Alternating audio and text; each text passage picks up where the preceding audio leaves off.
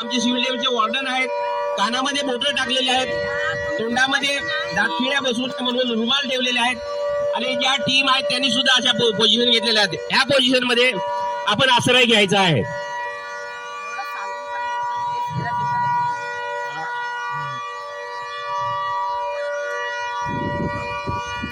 अशा पद्धतीने धोक्याचा संदेश आलेला आहे. हा केवळ एक प्रात्यक्षिकाचा भाग आहे. कोणी घाबरून जाऊ नये किंवा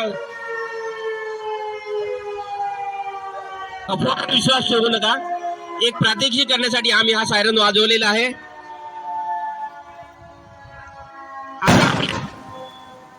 शत्रू राष्ट्रांनी जसा बॉम्ब हल्ला आपल्यावर केलेला आहे असं सिनेरिओ तयार झालेला आहे.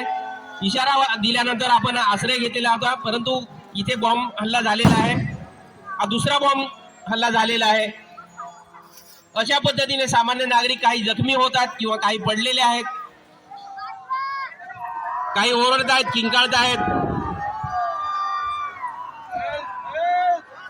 तोपर्यंत कोणी तिथे जात नाही आहे, कारण ऑल क्लिअरचा सायरन हा वाजलेला नाही किंवा आपल्याला धोका टळलेला आहे याचा संदेश मिळाला आहे. थोड्याच वेळात आता पुन्हा सायरन वाजेल आणि शत्रू राष्ट्राची विमानं जी असतील ती निघून जातील आणि त्याच्या अनुषंगाने ऑल क्लिअरचा सायरन आपल्याला वाजवला जाईल आणि आपल्याला ग्रीन सिग्नल दिला जाईल. हा मी पुन्हा पुन्हा उल्लेख करतोय की हा एक प्रात्यक्षिक आहे. कोणी आजूबाजूचे नागरिक किंवा त्यांनी घाबरून जाऊ नये. स्टेशन आहे, त्याला नाव दिलेलं आहे. ऑपरेशन टीम आपल्या रेडी आहे. ट्रेन वाजेल तो त्याच्यानंतर वॉर्डन्स जे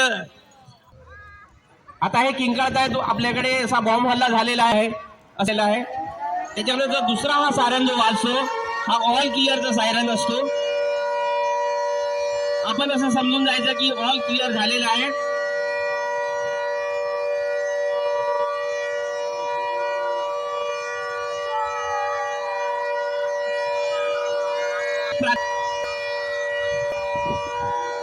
जी अँब्युलन्स आहे ती त्याला पाचारण केलं जाईल. तुम्हाला थोडा वेळ थांबून राहायचं. अँब्युलन्स व्हायचं आहे.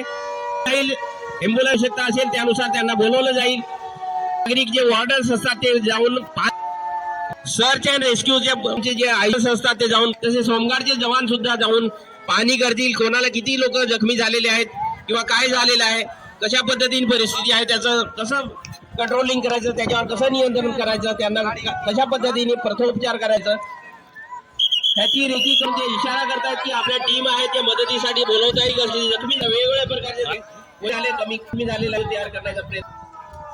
रेखी झाल्यानंतर पाणी काही मदतीसाठी ज्या टीम आहेत आपल्या जात आहेत. होमगार्ड सुद्धा जात आहेत मदतीसाठी. महिला होमगार्ड आहेत त्या सुद्धा जात आहेत. आहेत ते सुद्धा जात आहेत. काही जागेवरच प्रयत्न करतायत काही लोक.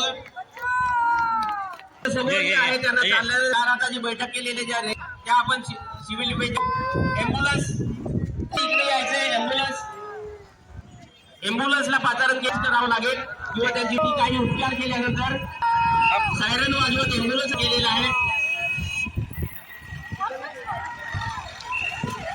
बिग फास्ट एम्ब्युलन्स आलेले आहेत. काही रुग्ण त्यांना जागा करून द्यायची आहे. 2 आहेत ह्या आमचे वॉर्डन्स असतात. एक गेलेला आहे, जखमी आहे, लहान आहे. त्याला इम्प्रूव्ह 2 बांबूच्या सहाय्याने त्या घरामध्ये फायरमन जवान फायरमन काही जखमीचा फ्रॅक्चर झाला. फर्स्ट एड साठी घेऊन जातात. ज्यावेळेस कुठले इक्विपमेंट असं नको अडकलेले आहेत त्यांना स्टेजरला सोडलं जातं. असं सुद्धा काम केलं सुद्धा काही जखमी झाले त्यांना कशा पद्धतीने सोडलं जातं जरूर. तसं TDRचे जवान सुद्धा आहेत. ज्या काही महिला आहेत त्याचा आम्ही सिनियर तयार केलेला होमगार्ड आहेत त्यांना सुद्धा रेस्क्यू ठिकाणी त्यांना आवश्यकतेनुसार उपचार लावले जातो. चौथ्या मजल्यावरून स्टेजरच्या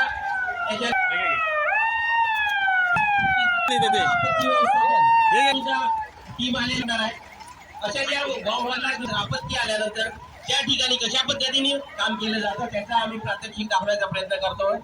जेणेकरून आपल्याकडे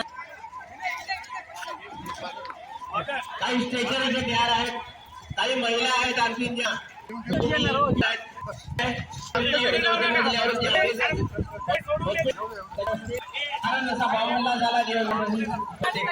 कोण नाही आतमध्ये संरक्षण यंत्रणा आहे त्या खूपच DDRF चे जवान बघा कसं स्टेजर कसं आहे लाईव्ह कॅज्युअलिटी ते त्याच्यावर आहे लाईव्ह त्यांनी कॅज्युअलिटी लाईव्ह केलं त्याच्यापासून स्टेजर टू पॅराग्राफ आहे त्याच्या सहाय्याने कसं कॅज्युअलिटी आहे आणि त्या लाईव्ह कॅज्युअलिटी याच्या मार्फत त्याच्याबद्दल कसं सोडलं जातं त्याचं लाईव्ह प्रात्यक्षिक आम्ही इथे दाखवतो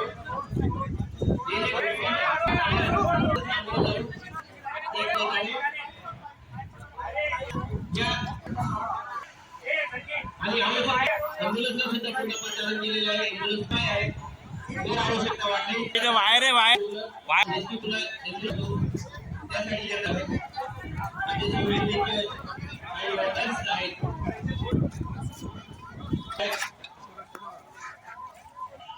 सर्वांनी एकदा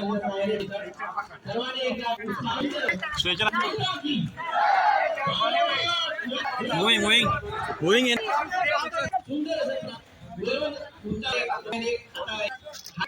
महिला आमच्या वॉर्ड DDR सुटका केली आणि आता एक दुसरा एक कॅज्युअलिटी